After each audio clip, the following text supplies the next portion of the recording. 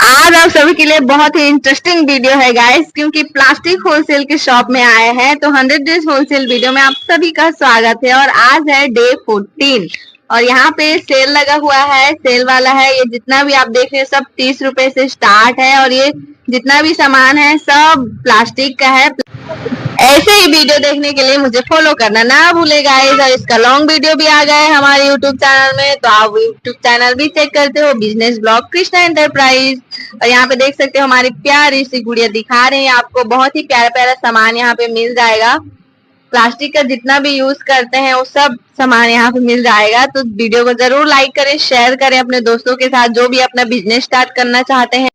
यहाँ पे आपको 30 रुपए से लेके 100 रुपए तक का जितना भी सामान रहता है, घर यूज, किचन यूज, जितना भी सामान रहता है सब मिल जाएगा 30 रुपए से लेके 100 रुपए तक। तो मिलते हैं नेक्स्ट ब्लॉग में। लाइक, शेयर और फॉलो कर